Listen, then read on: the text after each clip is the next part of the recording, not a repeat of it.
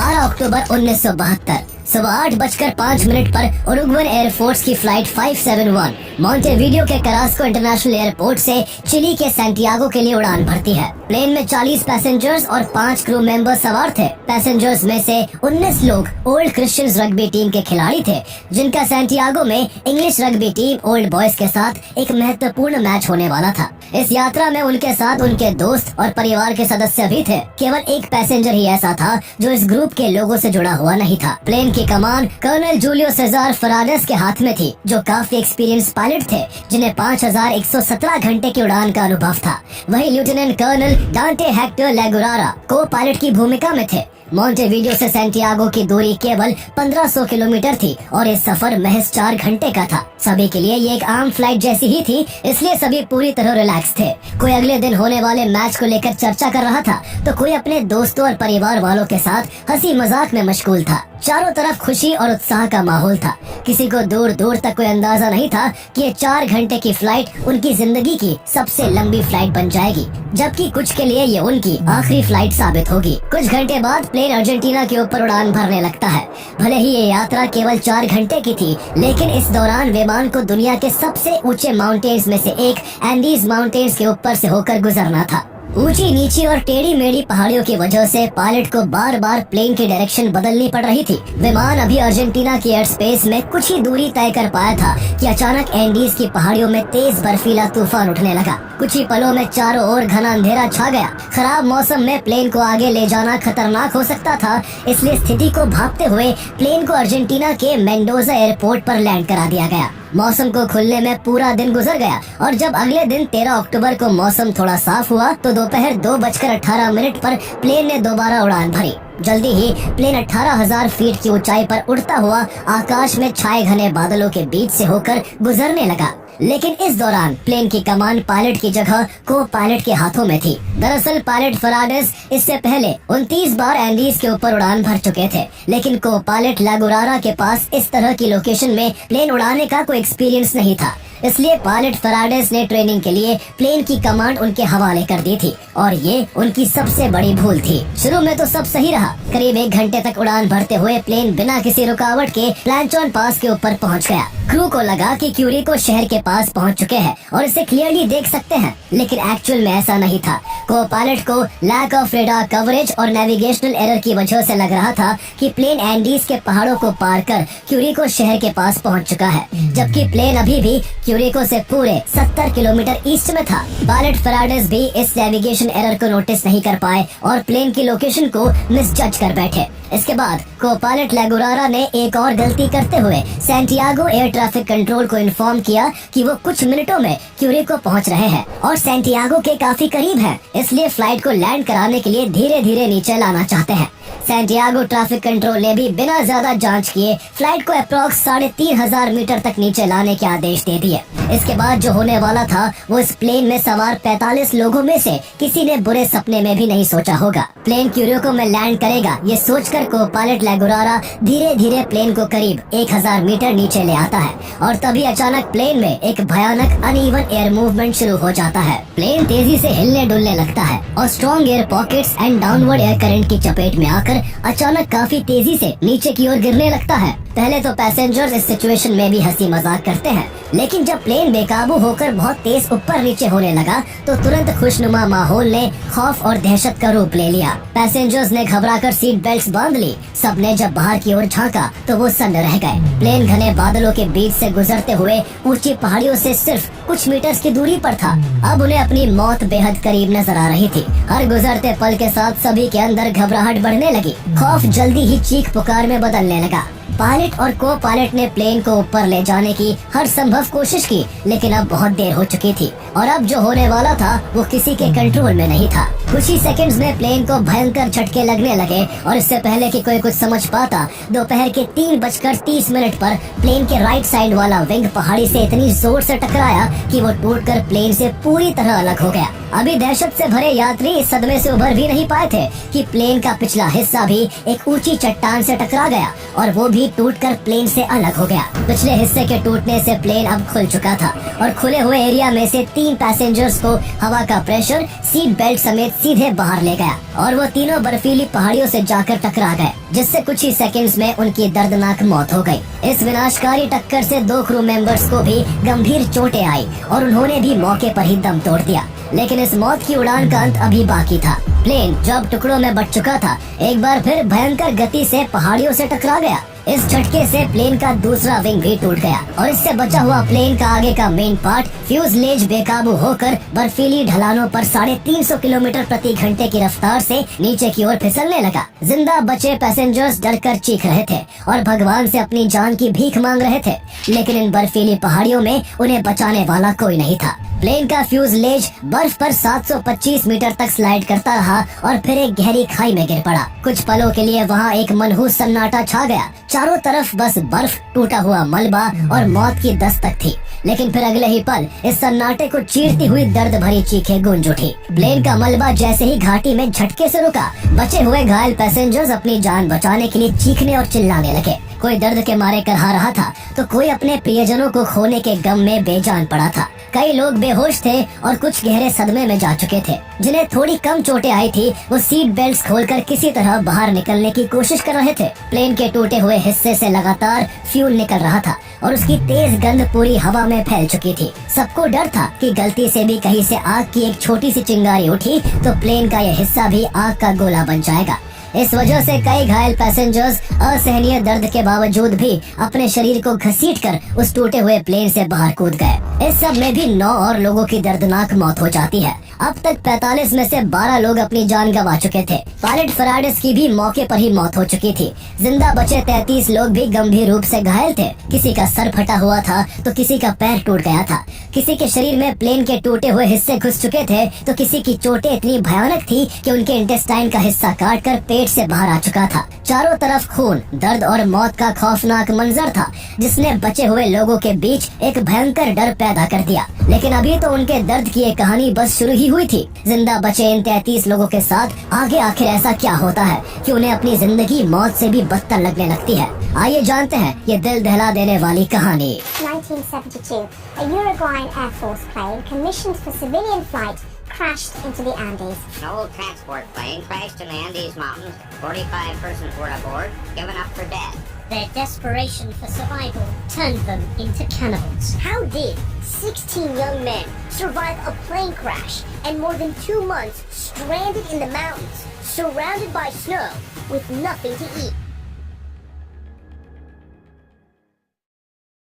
बचे हुए 33 लोगों में से किसी ने अपने दोस्त को खो दिया तो किसी ने अपने परिवार वाले को। ये लोग खुद भी बहुत गंभीर चोट के शिकार हो चुके थे, लेकिन इनके अंदर अब भी जिंदा रहने की उम्मीद बाकी थी। इन लोगों में केनेसा और गुस्तावो जर्बिनो नाम के 2 मेडिकल स्टूडेंट्स भी थे। दोनों ने तेजी से घायल लोगों को फर्स्ट एड देना शुरू किया और उनके घावों पर मरहम पट्टी लगाने लगे। लेकिन कुछ की हालत इतनी खराब थी कि उन्हें बिना प्रॉपर ट्रीटमेंट के बचाना नामुमकिन था। प्लेन के को पायलट लागोरारा तो इतनी बुरी तरह से इंजर्ड थे कि कॉकपिट के इक्विपमेंट्स उनके शरीर में घुसे हुए थे और उनकी दर्द के मारे जान निकली जा रही थी। उनका ये दर्द इस कदर बढ़ गया कि उन्होंने पैसेंजर से ये तक कह दिया कि मेरी ड्रॉअर में एक पिस्टल रखी है, कोई मुझ पर रहम करो और उस पिस्टल से मुझे गोली मार दो ताकि मैं इस दर्द से मुक्त हो जाऊं। लेकिन वहाँ मौजूद कोई भी ऐसा करने की हिम्मत नहीं जुटा पाया और घंटों तक तड़पने के बाद आखिरकार को पायलट लागोरारा ने दम तोड़ दिया। अब 32 लोग बचे थे। उनके सामने चारों तरफ केवल बर्फीले पहाड़ थे। दूर दूर तक कोई पेड़ पौधे, जानवर, नदी कुछ भी नहीं था। ठंड हर गुजरते पल के साथ बढ़ती जा रही थी। उनके पास ना तो गर्म कपड़े थे और ना कोई ऐसा ठिकाना था जहाँ छिपकर ठंड से बचा जा सके। जैसे ही रात हुई, एंडीज के बर्फीले पहाड़ों में शरीर को जमा देने वाली सर्दी पड़ने लगी। भारी बर्फबारी हो रही थी जिससे लोगों की हालत बद से बदतर होती गई। इनमें से 5 लोग जो बहुत ज्यादा जख्मी थे वो इस भयंकर ठंड को झेल नहीं पाए और उन्होंने वही दम तोड़ दिया। अब सिर्फ 27 लोग जिंदा बचे थे। अपनी आंखों के सामने अपने ही लोगों को इस तरह से मरते देख उनको समझ आ गया था कि अगर उन्होंने ठंड से बचने का कोई ठिकाना नहीं ढूंढा तो एंडीज की भयानक सर्दी उनकी भी जान ले लेगी। इसलिए उन्होंने मिलकर प्लेन के उस आगे के टूटे हुए हिस्से में से सीट और अन्य मलबे को हटाकर इसे एक क्रूड शेल्टर में बदल दिया। ठंड से बचने के लिए उन्होंने प्लेन के बैक साइड को अपने सामान, सीटों और अन्य चीजों से बंद कर दिया ताकि हवा अंदर न आ सके। अब उनको ठंड से थोड़ी बहुत राहत मिली थी। साथ ही उन्हें ये भरोसा था कि किसी तरह उन्हें बस ये रात काटनी है और अगले दिन तक उन्हें बचाने के लिए रेस्क्यू टीम आ ही जाएगी। लेकिन ये उनकी बहुत बड़ी भूल साबित होने वाली थी। दरअसल जब प्लेन के को पायलट ने क्रैश से पहले सैंटियागो ट्रैफिक कंट्रोल से लैंड करने के लिए कांटेक्ट किया था, उसके कई घंटे बाद भी जब प्लेन लैंड नहीं हुआ और न ही उससे कांटेक्ट हो सका, तभी सैंटियागो ट्रैफिक कंट्रोल को किसी अनहोनी की आशंका होने लगी थी। अथॉरिटीज के बीच हड़कंप मच गया था और उसी दिन Chilean air search and rescue service की टीम ने 4 एयरक्राफ्ट में सवार होकर को पायलट की लास्ट रिपोर्टेड पोजीशन के पास प्लेन को ढूंढने की कोशिश भी की, लेकिन उन्हें प्लेन का नामो निशान नहीं मिला। अगले दिन अर्जेंटीना, चिली और उरुग्वे के 11 एयरक्राफ्ट इस मिसिंग प्लेन की तलाश में निकल पड़ते हैं। कुछ एयरक्राफ्ट क्रैश साइट के ऊपर से भी होकर गुजरते हैं, लेकिन नीचे उन्हें कुछ भी नजर नहीं आता। पूरा इलाका सफेद बर्फ की चादर से ढका हुआ था और चूंकि प्लेन भी सफेद रंग का था, इसलिए उन्हें नीचे कुछ भी नहीं दिखा। इसी बीच एक एयरक्राफ्ट जब सर्वाइवर्स के ऊपर से गुजर रहा था तो सभी सर्वाइवर्स जोर जोर से हेल्प के लिए पुकारने लगे, लेकिन रेस्क्यू टीम उन्हें तब भी नोटिस नहीं कर सकी। इसके बाद ये लोग फीमेल्स के लगेजेस से लिपस्टिक को कलेक्ट करके टूटे हुए प्लेन की छत पर बड़े बड़े लेटर्स में SOS लिखने की कोशिश करते हैं, ताकि जब अगली बार रेस्क्यू टीम का कोई एयरक्राफ्ट उनके ऊपर से गुजरे तो वो SOS लिखा देख ले। लेकिन उनके पास ज्यादा लिपस्टिक्स नहीं थी, इसलिए वो पूरा SOS नहीं लिख पाए। अगली बार जब उनके ऊपर से एयरक्राफ्ट गुजरता है तो सर्वाइवर्स रेस्क्यूअर्स का अटेंशन अपनी ओर खींचने के लिए लगेज को बर्फ पर स्लाइड करने लगते हैं, लेकिन ये कोशिश भी नाकाम होती है। वहाँ से 3 बार गुजरने के बावजूद रेस्क्यूअर्स उन्हें नहीं देख पाए थे। सर्वाइवर्स इस वजह से काफी निराश थे, लेकिन उन्हें अब भी उम्मीद थी कि आज नहीं तो कल और कल नहीं तो परसों उन्हें ढूंढ लिया जाएगा। इसी उम्मीद में उनके पास जो भी खाने और पीने की चीजें थी उन्हें वो एक जगह इकट्ठा करने लगते हैं। सभी लगेजेस को पूरा खंगालने के बाद उन्हें उनमें से कुछ चॉकलेट्स, जैम के जार्स, कुछ ड्राई फ्रूट्स के पैकेट्स और कुछ वाइन की बोतलें ही मिल पाती हैं। सब ये डिसाइड करते हैं कि इस पूरे सामान पर सबका बराबर का हक होगा और हर दिन सब बहुत कम कम चीजें ही खाएंगे। इसके बाद किसी ने एक चॉकलेट के छोटे से टुकड़े से दिन गुजारा तो किसी ने बस वाइन के एक ढक्कन को पीकर अपनी भूख और प्यास मिटाई। वहाँ क्योंकि उनके पास पानी नहीं था, इसलिए एक सर्वाइवर फीटो स्ट्रॉच ने शीट मेटल का इस्तेमाल कर सोलर पावर्ड वाटर कलेक्टर बनाया, जिससे बर्फ को पानी में कन्वर्ट किया गया। एक दिक्कत उनके सामने स्नो ब्लाइंडनेस की भी थी। सफेद बर्फ से जब सूरज की तेज किरणें टकराकर आंखों पर पड़ती हैं, तो किसी की भी आंखें जल्द ही खराब हो सकती है। इसलिए कुछ लोगों ने कॉकपिट में मौजूद हरे प्लास्टिक के सन वाइजर को काटकर अपनी आंखों की सुरक्षा के लिए उनसे 3 जोड़ी सनग्लासेस बना लिए। इन लोगों ने बर्फ पर चलते समय पैरों को ठंड से बचाने के लिए सीट कुशन्स को स्नो शूज की तरह इस्तेमाल करना शुरू कर दिया। किसी तरह खुद को बचाते हुए उन्होंने एंडीज की बेरहम पहाड़ियों में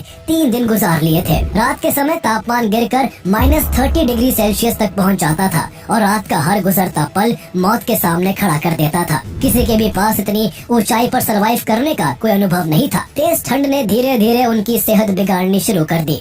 रिकवर होने के लिए ना तो उनके पास कोई मेडिकल सप्लाईज थी, ना ही ठंड से बचने के लिए sufficient cold weather clothing, equipment और ना ही पेट भरने के लिए खाना। हर तरफ सिर्फ बर्फ और मौत का साया मंडरा रहा था। हर बीतता दिन, हर बीतता पल उनके हौसले की कठिन परीक्षा ले रहा था। दूसरी तरफ सर्च टीम को ऑपरेशन शुरू किए 3 दिन बीत चुके थे, लेकिन अब तक रेस्क्यूअर्स को कोई सफलता नहीं मिली थी। प्लेन की लोकेशन का पता चलना तो दूर, उसका कोई क्लू तक हाथ नहीं लग पाया था। एक के बाद एक पूरे 8 दिन बीत जाते हैं और जब 8 दिन बाद भी सर्च टीम को कोई सुराग हाथ नहीं लगता, तो सर्च ऑपरेशन को इस अजम्पशन पर बंद कर दिया जाता है कि एंडीज की हार्श एनवायरनमेंट कंडीशन में कोई भी पैसेंजर जिंदा नहीं बच पाया होगा। इधर सर्वाइवर्स का 8वें दिन तक बहुत बुरा हाल हो चुका था। उनके पास खाने की चीजें लगभग खत्म हो चुकी थी। भूख से सभी बेहाल थे, उनके शरीर कमजोर पड़ने लगे थे और हर गुजरते दिन के साथ जिंदा रहने की उम्मीद खत्म होती जा रही थी। भूख को मिटाने के लिए कई लोग सीट से कॉटन निकाल कर खाने लगे, तो कुछ शूज के चमड़े को चबाने लगे। लेकिन इन चीजों से आखिर भूख कैसे मिट सकती थी? इन चीजों ने उल्टा उन्हें और बीमार कर दिया। उनके ऊपर मुसीबत का सबसे बड़ा पहाड़ तब टूटा जब 10वें दिन उन्हें प्लेन से एक छोटा सा ट्रांजिस्टर रेडियो मिलता है। किसी तरह रेडियो को चालू किया गया, लेकिन उससे केवल दूसरी तरफ की आवाज सुनी जा सकती थी और कोई भी मैसेज दूसरी साइड नहीं भेजा जा सकता था। वो कान लगाकर ये सुनने में लगे हुए थे कि बाहर उन्हें ढूंढने के लिए क्या किया जा रहा है। बहुत देर बाद उन्हें उनसे जुड़ी हुई एक खबर सुनाई देती है। उन्हें उस रेडियो के जरिए पता चलता है कि उन्हें डेड मानकर सर्च ऑपरेशन बंद कर दिया गया है। इस खबर को सुनते ही उनकी आखिरी उम्मीद भी टूट गई। कई लोग ये खबर सुनते ही बुरी तरह रोने लगे। भूख और ठंड ने पहले ही उनकी हालत खराब कर रखी थी। अब इस खबर से उनके जिंदा रहने का हौसला भी टूट चुका था। भूख ने उनकी सोचने समझने की ताकत छीन ली थी और अब वो जो कदम उठाने वाले थे उसकी कल्पना भी किसी ने नहीं की थी। जब सभी इस खबर के सदमे में ही थे कि तभी उनमें से केनेसा नाम का एक शख्स शेल्टर से बाहर निकलता है और मरे हुए लोगों की जो डेड बॉडीज बाहर पड़ी हुई थी उनमें से एक डेड बॉडी को वो कांच के टुकड़े से काट कर खाने लगता है। जब बाकी लोग उसे ऐसा करते देखते हैं तो सबके होश उड़ जाते हैं। सब उसको इसके लिए बुरा भला कहते हैं, लेकिन जैसे ही उनको भूखा रहते हुए कई दिन गुजरने लगते हैं तो एक एक कर सभी अपनी जान बचाने के लिए अपने ही मरे हुए साथियों के शरीर का मांस खाना शुरू कर देते हैं। जिनका मांस वो खा रहे थे उनकी आंखों के सामने उन्हीं दोस्तों और परिवार वालों के मुस्कुराते चेहरे घूम रहे थे। वो पहले मांस के टुकड़ों को काटते, फिर उसे धूप में सुखा कर खाते। कई लोग जो बहुत धार्मिक थे उन्हें ऐसा करना पाप लगता था, इसलिए उन्होंने कई दिन तक ऐसा नहीं किया, लेकिन एट लास्ट जिंदा रहने के लिए वो भी अपनों का मांस खाने लगे। पराडो के लिए ये और भी दर्दनाक था। उसकी माँ और बहन इस हादसे में मारी गई थी। वो नहीं चाहता था कि उनके शरीर को भी भोजन बना लिया जाए, इसलिए उनके मरे हुए शरीर से वो लिपट कर बैठा था। लेकिन धीरे धीरे उसे भी पता चला कि भूख इंसान से कुछ भी करा सकती है, इसलिए वो सभी लोगों के आगे गिड़गिड़ाने लगा कि उसकी माँ और बहन के मरे शरीर को सबसे आखिर में खाया जाए। सब इसके लिए तैयार हो गए। इसी बीच सभी ने एक दूसरे को ये परमिशन भी दी कि उनके मरने के बाद उनके शरीर को वो लोग खा सकते हैं। ये सब कुछ रूह को कपा देने जैसा था। सोचने वाली बात है कि इन लोगों के साथ आखिर इससे बुरा क्या हो सकता था, लेकिन किस्मत अब भी उन पर सितम ढाने से बाज नहीं आ रही थी। भूख, ठंड और बेबसी से लड़ते हुए उन्होंने एंडीज की इन बर्फीली पहाड़ियों में 16 दिन गुजार लिए। 16वें दिन की जब रात हुई तो ठंड से बचने के लिए सभी लोग एक दूसरे से चिपक कर सो रहे थे कि तभी अंधेरी रात में वहाँ अचानक एक डरावनी गड़गड़ाहट गूंज उठती है। एंडीज पर एक भयानक एवलांच आया था। इससे पहले कि कोई कुछ समझ पाता, शेल्टर की दीवारें टूटने लगी और देखते ही देखते बर्फ का एक विशाल सैलाब अंदर तक घुस आया। कुछ ही सेकंड्स में पूरा शेल्टर और उसमें मौजूद लोग बर्फ के नीचे दब गए। उनका दम घुटने लगता है। जिनके भीतर अब भी थोड़ी जान बाकी थी वो बर्फ को खोदकर खुद को और अपने साथियों को बचाने की कोशिश करने लगे, लेकिन जब तक सभी को बाहर निकाला जाता तब तक 8 लोग ठंड और दम घुटने की वजह से अपनी जान गंवा चुके थे। अगले 2 दिनों तक बर्फीले तूफान रुक रुक कर आते रहे, जिन्होंने बचे हुए 19 लोगों की जिंदगी नर्क से भी बदतर बना दी। 1 नवंबर को जब मौसम साफ हुआ तब जाकर बचे हुए 19 लोगों को थोड़ी राहत मिली। सूरज निकल चुका था और वो बाहर आकर खुद को गर्म रखने की कोशिश करने लगे।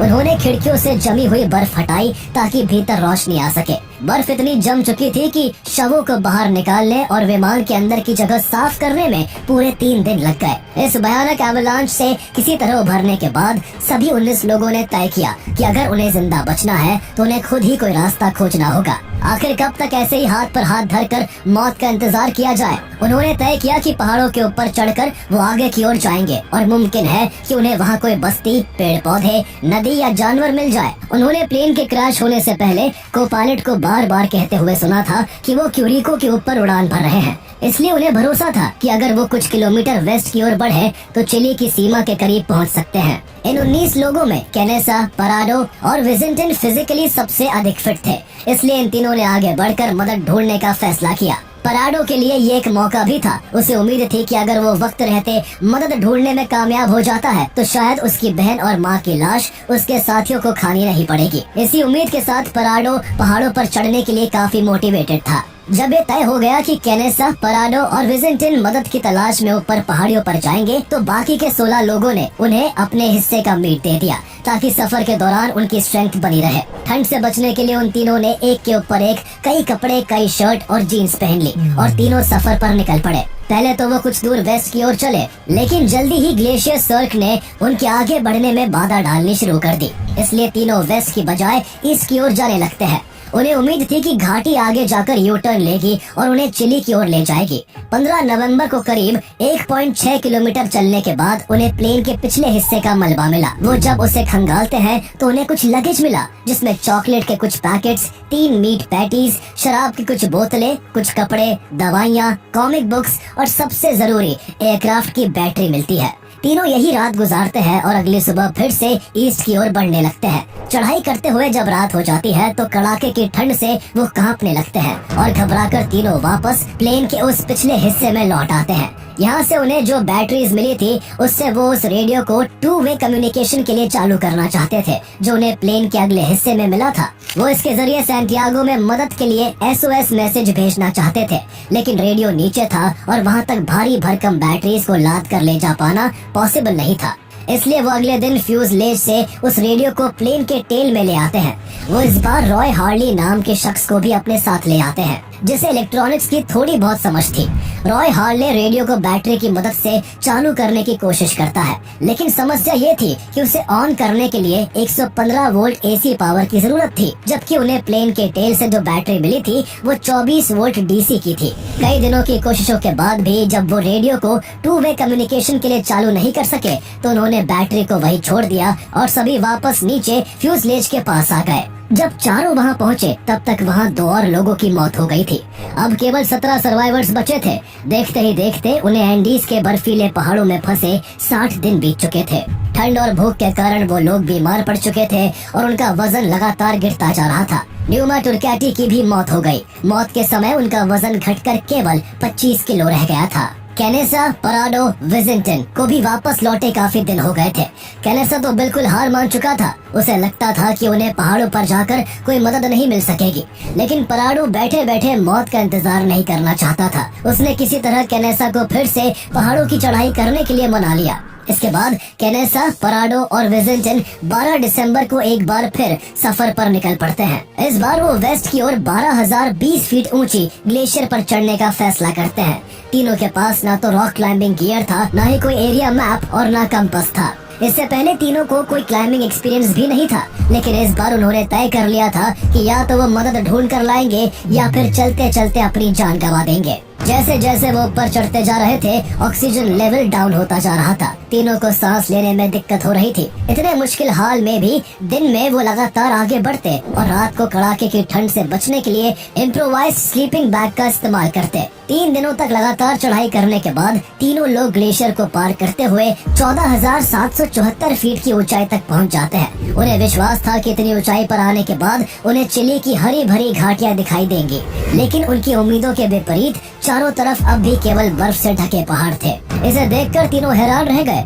उनके पास शोक मनाने का वक्त नहीं था, इसलिए उन्होंने फिर से हिम्मत बटोरी और आगे बढ़ने का फैसला किया। लेकिन उन्होंने इस बीच ये भी रियलाइज किया कि उनका सफर उनके अनुमान से काफी लंबा हो चुका है और आगे भी पता नहीं उन्हें कितना वक्त लगेगा। उनके पास इतने लंबे सफर के लिए 3 लोगों के हिसाब का खाना नहीं था, इसलिए विजिंगटन को वापस भेज दिया गया। इसके बाद पराडो और कैनेसा आगे बढ़ने लगते हैं। हर बढ़ते कदम के साथ उनकी थकान और निराशा बढ़ती जा रही थी, लेकिन मन में एक उम्मीद थी कि मौत के उन तक पहुंचने से पहले शायद उन्हें वो मिल जाएगा जिसकी उन्हें तलाश है। 7 दिनों तक लगातार वेस्ट की ओर चलते रहने के बाद 18 दिसंबर को स्नो धीरे धीरे कम होने लगती है। स्नो के कम होने से उनके लिए मुश्किल थोड़ी कम हो जाती है। आगे बढ़ते रहने पर पराडो को पानी की आवाज सुनाई देती है। वो दोनों आगे की ओर भागते हैं और देखते हैं कि एक आइस वॉल से पानी बहकर नीचे एक वैली में गिर रहा है। दोनों की खुशी का कोई ठिकाना नहीं रहता। उन्हें यकीन था कि ये पानी जरूर किसी नदी की तरफ जा रहा होगा, इसलिए अगले 2 दिन तक वो दोनों उसी को फॉलो करते रहते हैं। पराडो को यात्रा के 9वें दिन ऐसी चोटियां दिखी जिन पर बर्फ नहीं थी। पराडो को पूरा यकीन था कि यही घाटी पहाड़ से बाहर निकलने का रास्ता होगी। अब उन्हें यहाँ इंसानी जीवन के कुछ संकेत मिलने लगे थे।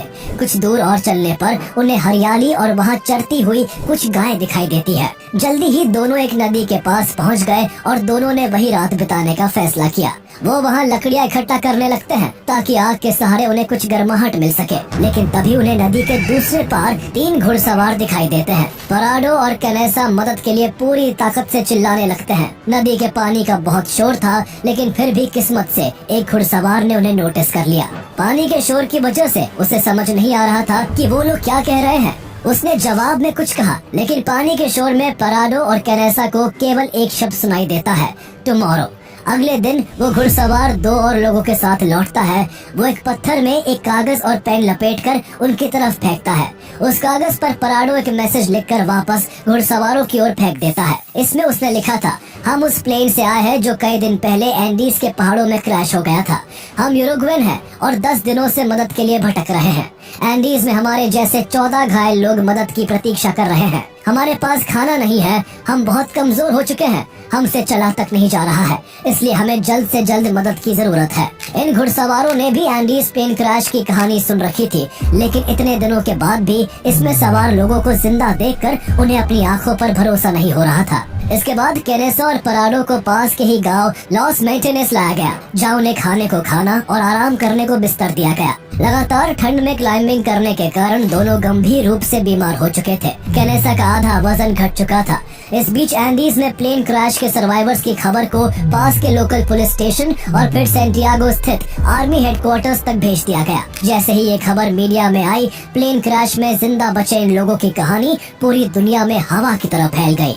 इधर एंडीज के बर्फीले पहाड़ों में मौजूद बाकी के 14 लोग भी प्लेन में मौजूद रेडियो पर इस उम्मीद में कान लगाए हुए थे कि न जाने कब उन्हें कोई अच्छी खबर सुनने को मिल जाए। इसी बीच उन्हें रेडियो पर सुनाई देता है कि 2 महीने पहले हुए प्लेन क्रैश में 2 जीवित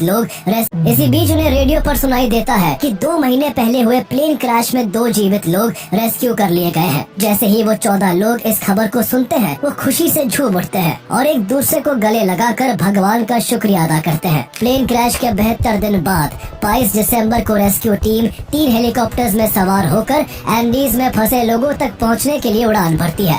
पराडो भी रेस्क्यूअर्स के साथ हेलीकॉप्टर में सवार था ताकि वो उन्हें सही रास्ता दिखा सके। खराब मौसम की वजह से हेलीकॉप्टर्स को एंडीज तक पहुंचने में शाम हो गई and high altitude and wait limit के कारण पहले दिन केवल 6 लोगों को ही बचाया जा सका। अब भी वहां 8 लोग रह गए थे और उन्हें अब ये एक रात सालों जितनी लंबी लग रही थी। आखिरकार 23 दिसंबर की सुबह बाकी बचे हुए लोगों को भी सक्सेसफुली रेस्क्यू कर लिया गया। पूरी दुनिया में इन 16 सर्वाइवर्स की कहानी चर्चा का विषय बन चुकी थी। 72 दिनों तक बिना किसी मदद के बर्फीले पहाड़ों में जिंदा रहने की वजह से किसी ने उन्हें मेहनत और सब्र की मिसाल माना, तो किसी ने उन्हें अमानवीय और घृणित बताकर उनकी आलोचना की कि आखिर कैसे कोई अपनी जान बचाने के लिए अपने ही साथियों के मरे हुए शरीर को खा सकता है। ये इंसानी जज्बे और साहस की ऐसी कहानी है जो इससे पहले कभी नहीं सुनी गई थी। ये पहली बार था जब 16 लोग बर्फ से ढके निर्जन पहाड़ों पर भयानक ठंड, भीषण भूख और भयंकर हालातों के बावजूद 72 दिनों तक जिंदा रह सके थे। ये कोई चमत्कार नहीं था, बल्कि ये इंसिडेंट इस बात की मिसाल था कि अगर इंसान